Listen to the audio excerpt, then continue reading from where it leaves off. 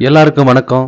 இந்த வீடியோவில் நம்ம பார்க்க போகிற ஸ்டோரி என்னென்னா, முன்னொரு காலத்தில் ஒரு ஊரில் ரொம்ப பார்க்கறதுக்கு அழகான ஒருத்தன் வசித்து வந்தான்.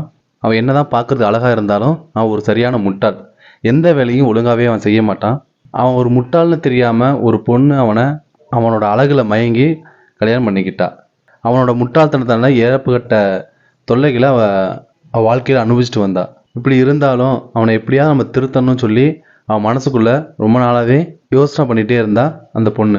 இப்படியே இருக்கும்போது அவங்க ஊருக்கு ஒரு ரொம்ப புகழ்பெற்ற ஒரு நாடக குழு ஒன்று வரதாகவும் அவங்க ராமாயண நாடகம் நடத்த போறதாகவும் அந்த பொண்ணு கேள்விப்பட்டா.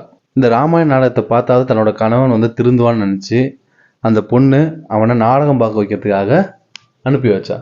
ஆனா அவனுக்கு அந்த நாடகம் பார்க்கறதுக்கு மனசே கிடையாது. என்ன பண்ணாலும் அவனை யோசிச்சு நாடகம் நடந்துட்டு இருக்க போது ஒரு மூலையில் போய் நல்லா படுத்து தூங்கிடுவான். அப்படி முதல் நாள் நாடகம் பார்க்க போகும்போது அப்படி தூங்கிட்டு இருந்தான்.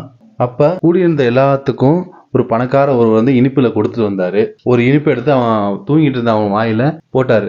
அவனும் தூங்கிக்கிட்டே அந்த இனிப்பை நல்லா சுவைச்சு சாப்பிட்டான். நாடகம் முடிஞ்சு மறுநாள் காலையில் அவன் வீட்டுக்கு கிளம்பி போயிட்டான். அந்த பொண்ணு அவன்கிட்ட இந்த நாடகம் எப்படி இருந்துச்சு அப்படின்னு அவன் கேட்குறான். அதுக்கு அவன் நாடகம் ரொம்ப இனிப்பாக இருந்துச்சு அப்படின்னு பதில் சொல்றான். அந்த பொண்ணு மனசுல நினைச்சிட்டா, நாடகம் உனக்கு ரொம்ப பிடிச்சு போயிருக்கு, அதனால தான் இனிப்பா இருக்குன்னு சொல்றான் அப்படின்னு அந்த பொண்ணு மனசுல நினைச்சா.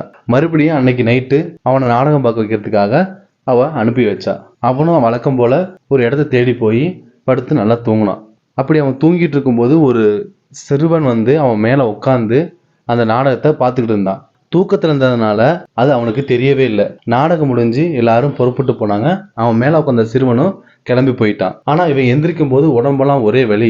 அந்த வலியோட அவன் அந்த வீட்டுக்கு போனான். வழக்கம் போல அந்த பொண்ணு நாடகம் எப்படி இருந்துச்சுன்னு கேட்டான். அதுக்கு அவன் ரொம்ப கனமா இருந்துச்சு அப்படின்னு பதில் சொன்னான். உடனே அவன் மனசுல நினைச்சா, ராமனுக்கும் சீதைக்கும் ஏற்பட்ட துன்பத்தை தான் கனமா இருக்குன்னு சொல்றாரு போல இருக்கு அப்படின்னு அவன் நினைச்சான். பரவாயில்ல, நம்மளோட கணவன் நாளுக்கு நாள் கொஞ்சம் கொஞ்சமா திருந்திட்டு வராரு அப்படின்னு அவளும் நினைச்சு அன்னைக்கு நைட்டும் நாடகம் பார்க்க வைக்கிறதுக்காக அனுப்பி வச்சா. வழக்கம் போல அவனும் ஒரு ஓரமா போய் படுத்து தூங்கினான். அப்போதைக்கு ஒரு நாய் அவன் முகத்துக்கு நேரா சிறுநீர் கழிச்சு. உடனே அவன் திடுக்கிட்டு எந்திரிச்சான். எல்லாரும் நாடகம் முடிஞ்சு கிளம்பி போயிட்டாங்க. அவனும் எதை பத்தி யோசிக்காம முகத்தை தொடச்சிட்டு வீட்டுக்கு வந்துட்டான். அவன் வீட்டுக்கு வரத அவனை பார்த்து அவன் மனைவி ரொம்ப சந்தோஷத்தோட ஓடி இன்னைக்கு எப்படி நாடகம் இருந்துச்சு அப்படின்னு சொல்லி கேட்டுறான். அதுக்கு அவன் ஒரே உப்பா இருந்துச்சு அப்படின்னு சொல்லி காரி துப்புனான். இதை கேட்டனும் ரொம்பவே அதிர்ச்சி அடைந்த அவன் மனைவி அப்பதான் அவளுக்கு உழைச்சது. இவன் நாடகம் பார்க்க போல வேற என்னமோ நடந்திருக்குது அப்படின்னு அவன் உண்மையை நினைச்சு அவன்கிட்ட போய் விசாரிச்சா. அவனும் நடந்ததை பத்தி எல்லாத்தையும் சொன்னான். அப்பதான் அவன் யோசிச்சா, இவனை இந்த முட்டாளை எத்தனை ஜென்மம் ஆனாலும் திருத்தவே முடியாது அப்படின்னு உணர்ந்து ரொம்பவே நொந்து போனா அவன் மனைவி. இந்த கதையிலிருந்து நம்ம என்ன தெரிஞ்சுக்கிறோம் அப்படின்னா, அழகுன்னு அழகுக்கு முக்கியத்துவம் கொடுக்காம அறிவுக்கு எப்போதும் முக்கியத்துவம் கொடுக்கணும். ஓகே, இந்த ஸ்டோரி உங்களுக்கு பிடிச்சிருந்தா லைக் பண்ணுங்க, எப்படி இருந்துச்சுன்னு கமெண்ட் பண்ணுங்க. தேங்க்யூ.